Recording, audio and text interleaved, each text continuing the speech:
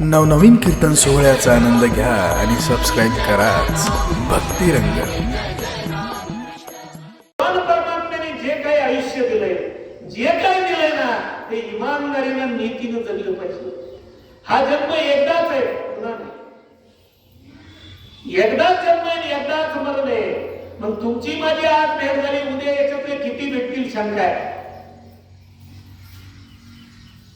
मग तुम्हा मला खऱ्या अर्थाने माऊली महावैष्णव माझे वारकरी संत सांगतात, माय बाप हो, पुण्य स्मरण एका पित्याचं आहे. जगी आयसा बाप व्हावा, त्याचा वंश मुक्तीस जावा. मोठा येता हरले बाप ज्ञानदेव माय बाप. बाप झाल्याशिवाय बापाची किंमत कळत नाही, आई झाल्याशिवाय आईची किंमत कळत नाही. आपल्या गावासारखं गाव होतं, त्या गावचं नुकतंच ग्रामपंचायतचं इलेक्शन झालं. 5-7 मेंबर निवडून आले, सरपंच उपसरपंच पद वाटले आणि ते म्हणले दिंडी सोहळा परत आला, मस्त सगळे वारकरी म्हणून. सरपंच म्हणे मी पहिल्यांदा सरपंच झालोय, मुहूर्त निवडला, नारळ फोडायचा आणि गावचा कारभार चालू करायचा. ग्रामपंचायतच्या गेटमध्ये सरपंच उपसरपंच इतर कार्यकर्ते गेले, नारळ फोडणार. गावातलं एक फेट्यावलं काठी तिकीट मात्र ग्रामपंचायतच्या गेटमध्ये आलं. सरपंच साहेब जय म्हणे, जय. तुम्ही सरपंच झाल्याबद्दल माझ्यातर्फे शुभेच्छा. म्हणे बाबा बसा, खोबऱ्याचा कुटका खाऊन जा, आमचा कपवर चहा पिऊन जा. म्हातारा मला दातच नाही तर काय कुटका टाका. माझ्या एका प्रश्नाचं उत्तर द्या. म्हातारा थोडं नका करू. सरपंच साहेब म्हणे आम्हाला खुर्चीत बसू द्या, 5 वर्ष तुम्ही विचारायचं आम्ही सांगायचं. बाबा म्हणे मग जमणार नाही, तुमचा चहा नको, तुमचं कुठं नको. नाही नाही म्हणे थांबा, आता सरपंचाला वाटलं म्हातारा विचारून काय विचारील, लाईट बिलाचं विचारील, पाणीपट्टीचं विचारील, काही एखाद्या स्कीमचं विचारील. म्हणे विचारा. म्हातारा म्हणलं ये पा सरपंच साहेब, माझ्या प्रश्नाचं उत्तर बरोबर दिल्याशिवाय तुम्हाला नारळ फोडता येणार नाही. म्हणे विचारा प्रश्न. म्हाताऱ्यांनी साधा सोपा प्रश्न विचारला. म्हणजे सांगा सरपंच साहेब, सगळ्यात मोठं कोण? काय प्रश्न विचारला? सगळ्यात मोठं कोण? आता सरपंच लय मूड मध्ये, 5-7 लाख घालून सरपंच व्हायला होतं, गडी लय मूड मध्ये. हे म्हणलं बाबा सगळ्यात मोठा सरपंच. काय म्हणलं ते? सगळ्यात मोठा सरपंच. बाबा म्हणे बरोबर आहे, सरपंच साहेब मोठे आहेत. प्रथम नागरिक या नात्याने कोणाला मान असतो गावात? सरपंच साहेबांना. काही काम असू द्या, 5 वर्षासाठी सरपंच पद हे मोठं आहेच. बाबा म्हणे बरोबर आहे, परंतु माझ्या प्रश्नाचं उत्तर हे नाही. त्याच्या पुढचा म्हणला उपसरपंच मोठा, त्याच्या पुढचा म्हणला पाटील मोठा, पुढचा म्हणला तलाठी मोठा, त्याच्या पुढचा म्हणला तहसीलदार मोठा. बाबा म्हणे तुमचं काही बी मोठं असू द्या, माझ्या प्रश्नाचं उत्तर हे नाही. आता काय करायचं? ग्रामपंचायतच्या गेटमध्ये गर्दी वाढायला लागली. एक जणांनी डोकं लावलं म्हणे हा पिंपळगाव सगळ्यात मोठा आहे, मग सरपंच मग ग्रामपंचायत. बाबा म्हणे गाव मोठा आहे, परंतु माझ्या प्रश्नाचं उत्तर हे नाही. एक जण म्हटला तालुका मोठा, एक जण म्हणला जिल्हा मोठा, एक जण म्हणला राज्य मोठं. बाबा म्हणे तालुका जिल्हा राज्य जरी मोठं असलं, माझ्या प्रश्नाचं उत्तर हे नाही. आता एक जण म्हणला भारत देश सगळ्यात मोठा. शिपाई म्हणला बाबा 15-20 मिनिटं झाले, नवीनच ग्रामपंचायत, नवीनच मेंबर आहे, मी चहा सांगू. बाबा म्हणला जमणार नाही, म्हणजे 11 तारखेपर्यंत पेन्शन जमा होती, स्पेशल सगळ्यांना म्हशीच्या दुधाचा चहा पाहिजे. परंतु अगोदर माझ्या प्रश्नाचं उत्तर. सरपंच नारळ घेऊन गेट मध्ये उभा, गर्दी जमायला लागली. एक जण म्हणला सगळ्यात मोठा देश. बाबा मला देशाचंही सांगू नको, तालुक्याचंही सांगू नको, देश जरी मोठा असला, माझ्या प्रश्नाचं उत्तर हे नाही. आता भूगोलाचे मास्तर होते, रिटायर झाले, नुकतेच गावात राहायला आले. ग्रामपंचायतच्या गेटमध्ये कसली गर्दी जमली म्हणून भूगोलाची गुरुजी ग्रामपंचायत परिसरात चक्कर मारायला गेले. आता गुरुजीने डोकं लावलं. गुरुजी म्हणे बाबा तुमच्या प्रश्नाचं उत्तर मी सांगतो. मी 20 वर्ष पोरांना भूगोल शिकवलाय, माझा अभ्यास आहे. ते म्हणजे सगळ्यात मोठी पृथ्वी. गुरुजीं काय डोकं लावलं, सगळ्यात मोठी म्हणे पृथ्वी. आता सगळ्यात मोठी पृथ्वी म्हणल्यावर एक जण गांजा पिऊन येईल होतं गेट मध्ये. ते म्हणलं बाबाला अजिबात काही टापा मारायचा नाही. मी जरी गांजाडी असलो तरी बाबाजी थोडंफार काही अक्कल आहे ना. पृथ्वी काय की बडी वो तो शेष के माथे पे खडी. काय म्हणलं ते गांजाडी.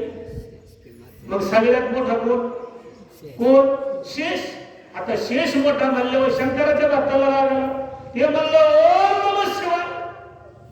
शेष काय का बड़ा वो तो भगवान शिवजी के गले में पड़ा इसलिए कौन बड़ा कोण बड़ा भगवान शंकर मोठे आहेत म्हणे. आता भगवान शंकर मोठे त्याच्या पुढचं म्हणलं शंकर काय का बड़ा वो तो कैलाश में पड़ा इसलिए कौन बड़ा कैलाश बड़ा. आता कैलाश मोठा म्हणल्यावर रावणाच्या वंशाला रागाला. ते म्हणलं कैलाश काय का बड़ा उसे रावण ने 3 बार उखाड़ा इसलिए कौन बड़ा रावण बड़ा. आता रावण बड़ा म्हणल्यावर राम भक्तांना रागाला. बाबाचा प्रश्न का बरं का किती साधा सोपा. सगळ्यात मोठं कोण. त्याच्या पुढचा म्हणला जय श्रीराम. रावण काय का बड़ा उसे मेरे भगवान श्री राम ने एक ही तीर से मारा इसलिए कौन बड़ा रामजी मोठे. बाबा म्हणे रामाचंही सांगू नको शंकराचंही सांगू नको रावणाचंही सांगू नको. राम मोठे आहेत तुझ्या नामाचा महिमा तुझं न कळे मेघ श्यामा. रामजी मोठे आहेत परंतु माझ्या प्रश्नाचं उत्तर हे नाही. आता 1 तास झाला. उपसरपंच म्हणे भूक लागली. बाबा म्हणे जमणार नाही. आपली मीटिंग संपली. आपण स्पेशल जोशी मध्ये जाऊन राईस प्लेट मध्ये कार्यक्रम उरकू. माझ्या प्रश्नाचं उत्तर अगोदर बरोबर दे. राम सुद्धा मोठा नाही. एका गाडावाल्याने डोकं लावलं. तो म्हणलं नुकताच मी पहिल्यांदाच पंढरपूरला जाऊन आलो. एका महाराजाचं कीर्तन ऐकलं म्हणे. मी उत्तर देण्याचा प्रयत्न करतो.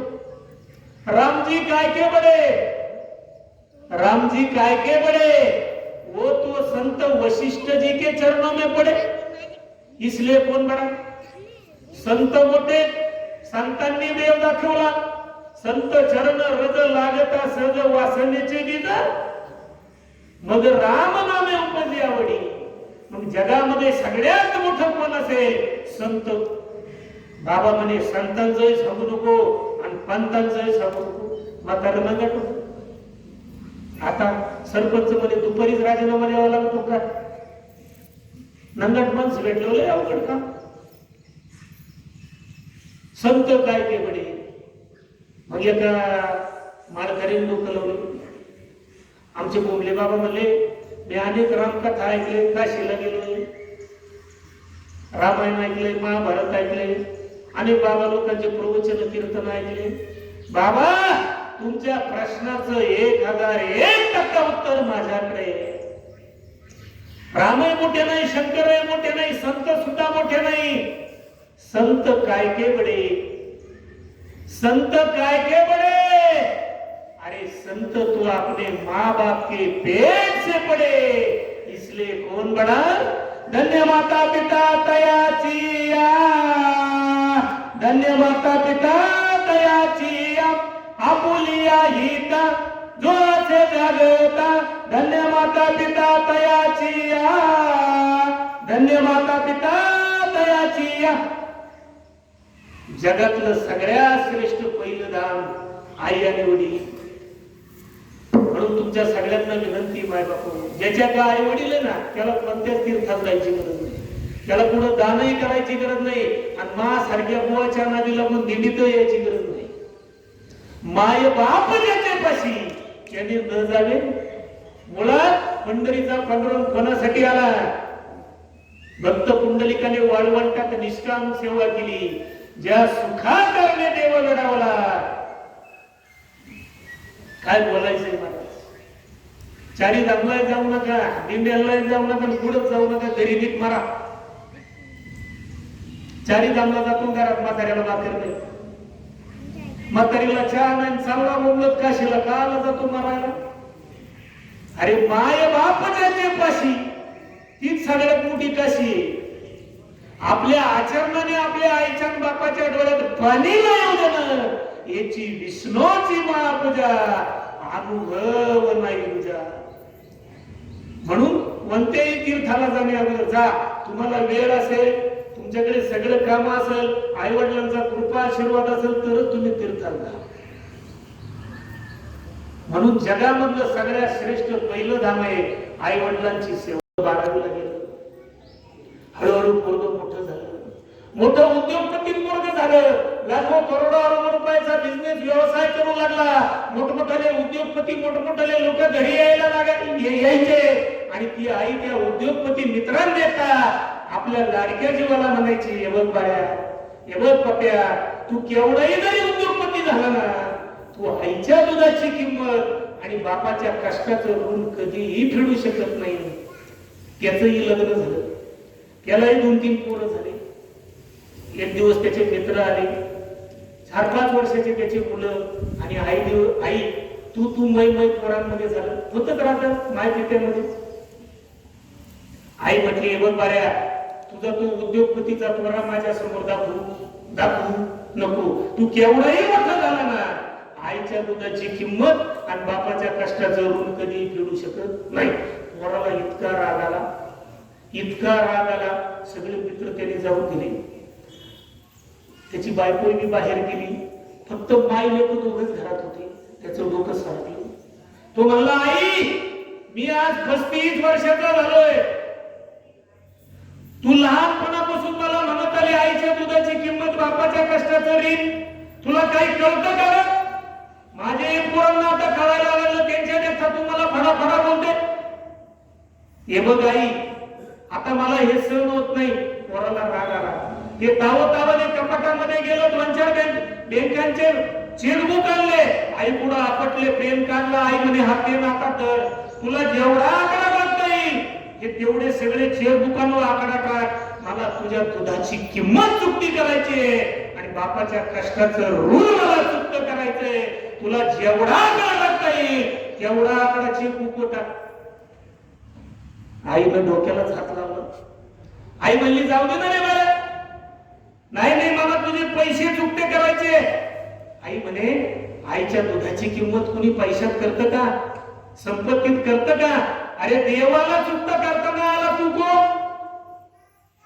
नाही म्हणे, मी माझ्या बायकोचे दागिने